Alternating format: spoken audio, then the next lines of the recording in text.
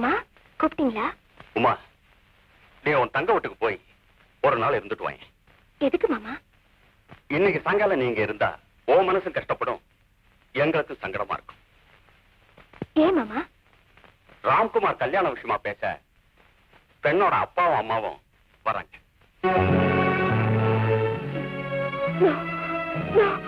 இதுக்கு நான் சம்மதிக்க மாட்டேன். சட்டமும் சம்மதிச்சாச்சு, சட்டத்தை பாதுகாக்கிற இவரும் சம்மதிச்சாச்சு. அவர் என்ன சொன்னாரு? அவன் என்ன சொல்றது? இந்த பொண்ணுக்கு தாலி கட்டிடான்னா கட்டிட்டு போறான். அதுவும் தவிர அவன் 1000 பொண்ணுங்க கழுத்துல கூட தாலி கட்ட தயார்னு என்கிட்ட வாக்குறுதி கொடுத்துருக்கான். மாமா மாமா, இதுக்கு நீங்க எப்படி சம்மதிச்சீங்க? முக்கியமான விஷயமா பேசிட்டு இருக்கா போல இருக்கு. நான் அப்புறம் வரேன். பரவாயில்ல, என்ன விஷயம்? இல்ல பரவாயில்ல, நான் அப்புறம் வரேன். தைரியமா சொல்லுங்க, என்ன விஷயம்?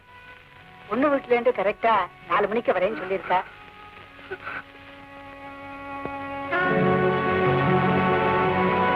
அது இருக்கட்டும். மூத்த தாரமும் இந்த வீட்டுலதான் இருப்பாங்கிறத அவங்களுக்கு கிளியரா சொல்லிட்டீங்களா? அதெல்லாம் ஒரு தடவைக்கு 2 தடவை அவகிட்ட சொல்லியிருக்கேன்.